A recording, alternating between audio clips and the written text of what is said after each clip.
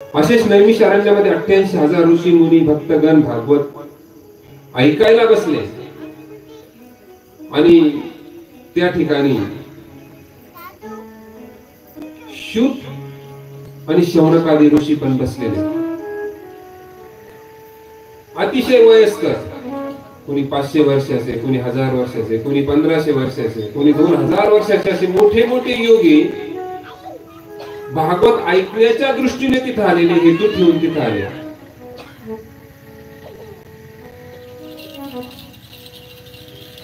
आणि तिथं शौनक ऋषींनी सुतांना हात जोडले, विनंती केली. सूत वयाने लहान आणि शौनक ऋषी वयाने मोठे. सुतांना प्रश्न केला, अज्ञान ध्वांत विध्वंस कोटी सूर्य समप्रभ सुताख्या एकता सारम मम कर्ण रसायनम. हे सुची महाराज, आमचे मन अज्ञानाच्या घोर अंधकाराने भरलेले आहे. जीवाचे हृदयगत अज्ञान घालवण्यासाठी कृपया मला उपाय सांगा. आपल्याकडे कोटी सूर्याप्रमाणे ज्ञान आहे. अज्ञान ध्वांत विध्वंस कोटी सूर्य समप्रभ, कोटी कोटी सूर्याप्रमाणे आपल्याकडे ज्ञान आहे. त्याच्यातला, त्या ज्ञानातला एक किरण आमच्यावरती टाका, कारण आज घोर कलियुग आलेला आहे.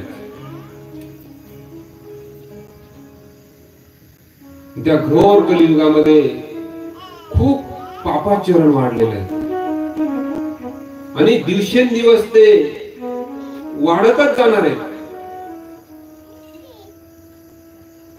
या कलियुगामध्ये प्रारब्धही अल्प, बुद्धी अल्प आणि आयुष्यही अल्प. ह्या अल्प कालावधीमध्ये परमेश्वर प्राप्ती कशी करून घेता येईल, कृपया तो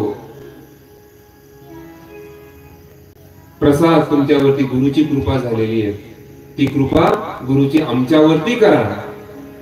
हात जोडून त्यांनी विनंती केली आणि सूजी पुढे सांगायला लागले. सूजी पुढे बोलले शौनकादी ऋषींना की माझ्यावरती तुम्ही एवढा विश्वास टाकलेला आहे, सर्व शास्त्रांचा सार मी तुम्हाला सांगत आहे. संसाराचे भय जाण्यासाठी मी ते तुम्हाला सांगत आहे. ते महत्वाचा शब्द त्यांनी सांगितला, सांभाळून ऐका. काय? सांभाळून ऐका. एखादी अनमोल अशी वस्तू असते बघा, थोडक्यात एखादा दागिना असतो आणि तो आपल्याला सोनाराकडून आणायचा असतो. सोनार पण सांगतात जरा सांभाळून द्या आणि आपण पण तो सांभाळून ठेवतो. 4-4 वेळेस ज्या बॅग मध्ये किंवा ज्या ठिकाणी ज्या पिशवीत ठेवलेल्या ती 4-4 वेळेस आपण सांभाळतो. हरवला तर नाही, कोणी चोरला तर नाही, सांभाळून ऐका. बरेच जण ऐकतात पण ऐकत नाही. पण आज इथं जे जमलेले आहेत ना, हे निश्चित पट्टीचे आहेत. त्यांच्या अंतःकरणामध्ये भगवंताबद्दल अपार प्रेम आहे. असेच भाविक इथे आलेले आहेत. आज मला सांगायला आनंद वाटेल या कथेचे आरंभी, ज्यांनी माझ्या मधला एक छोटासा, मी स्वामींचा सेवक म्हणेल, स्वामींच्या दरबारातला झाडूवाला म्हणेल, किंवा स्वामींच्या अंगणातला किंवा स्वामींच्या सेवेकऱ्यांचा एक भंगी म्हणेल, अशा माझ्या पामारातला ज्यांनी भागवत कथाकार जाणला, असे आमचे आज पांगरीकर, आमचे पगार बंधू जोडीने इथे आलेले. म्हणून खरोखर तुमचं मी अभिवादन करेन. मला माहित नव्हतं त्यांच्यासाठी टाळ्या वाजवा, कारण मी एक शेतकऱ्याचा मुलगा, न कळे ज्ञान न कळे पुराण आम्हा काहीच नाही. जाणून त्यांनी ओळखलं की भाऊ तुम्ही बोलू शकता भागवतावरती.